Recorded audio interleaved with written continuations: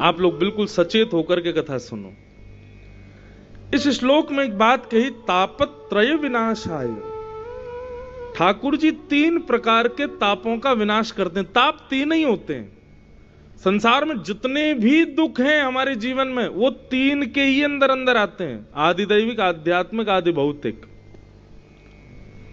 और यहां लिखा है कि भगवान की शरणागत लेने वाले व्यक्ति के तीनों ताप दूर हो जाते हैं।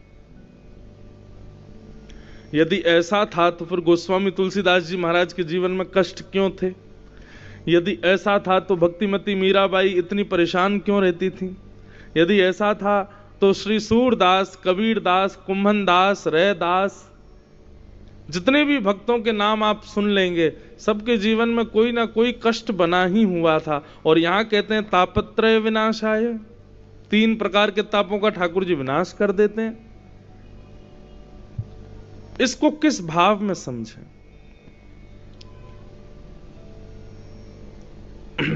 बहुत सुंदर, सब लोग बहुत ध्यान से सुनिएगा। भगवत शरणागत होने वाले व्यक्ति को, ठाकुर जी की शरण में जाने वाले व्यक्ति को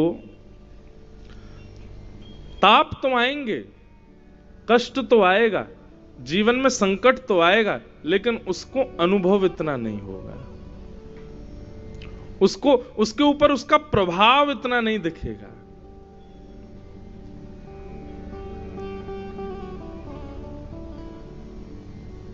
धूप में काम करने वाले व्यक्ति आराम से काम करते हैं, उनको कोई दिक्कत नहीं होती। उसी धूप में अंदर एसी वगैरह में रहने वाला व्यक्ति आ जाए तो बेहोश हो सकता है, क्योंकि उसको आदत नहीं। ठाकुर जी क्या करते हैं, जब अपनी शरण में किसी भक्त को लेते हैं तो ऐसा नहीं है कि उसके जीवन में कष्ट नहीं आते, कष्ट तो आते हैं, पर ठाकुर जी उसको उसका अनुभव नहीं होने देते, उसको पता नहीं चलता कि ये कष्ट है। जैसे कि अब एक आसन पर बैठ करके कथा सुनना कई लोगों को एक कष्टदायी लगेगा, तो बार बार आसन बदलेंगे, कभी यूं बैठेंगे, कभी ऐसे बैठेंगे, कोई पैर फैला के बैठ जाएगा, कोई लेटे लेटे कथा सुनेगा, कोई कुर्सी पे जाके बैठ जाएगा। अब ये कष्ट है, शारीरिक कष्ट है। लेकिन आप विश्वास माने, आप मन, बुद्धि, चित्त तीनों ठाकुर जी में लगा करके आप कथा सुनो, आपको पता ही नहीं चलेगा कि आपके पैर में दर्द था। कष्ट तो आ रहा है लेकिन आपको पता नहीं लग रहा है। जीवन में संकट तो आ रहे हैं पर हमको पता नहीं लगते। नामदेव जी महाराज महाराष्ट्र के एक संत हुए, उनके घर में आग लग गई।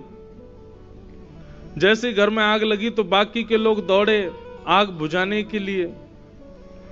भीतर आग बुझाते हुए पहुंचे तो देखा कि जो थोड़ी सी आग लगी हुई थी उसमें नामदेव जी अपने घर के सारे सामग्री उठा उठा करके डाल रहे थे, अग्निदेव को सब दे रहे थे। लोगों ने कहा, भले आदमी, हम तेरे घर को बचाने आए हैं, तू खुद ही घर को जला रहा है। नामदेव जी महाराज बोले, ये अग्निदेव हैं, अग्नि के रूप में मेरे भगवान पधारे हैं, तो मैं तो ये सोच रहा हूं आधे घर को ही क्यों स्वीकार करने, पूरा घर ले जाएं। ये आधे घर में ही क्यों आए हैं, पूरा घर क्यों नहीं ले रहे हैं, इसलिए बचे हुए घर को भी उनको दे रहा हूं। ये बात कहनी हुई, लोग तो पागल पागल कह करके चले गए। जैसे ही सब लोग बाहर गए, अग्निदेव में से भगवान श्री पंडरीनाथ प्रकट हो गए और प्रकट होकर नामदेव जी को हृदय से लगा लिया। वाह नामदेव, तुम्हारी श्रद्धा, तुम्हारे भाव को प्रणाम, तुम हमको सब जगह देख लेते हो। नामदेव जी बोले, आप सब जगह नहीं हो भगवान। पृथ्वी, जल, अग्नि, वायु, आकाश, पंच तत्वों में आपका निवास। आप अर्जुन से गीता में कहते हैं, ईश्वर सर्वभूतानां हृदय से अर्जुन तिष्ठति।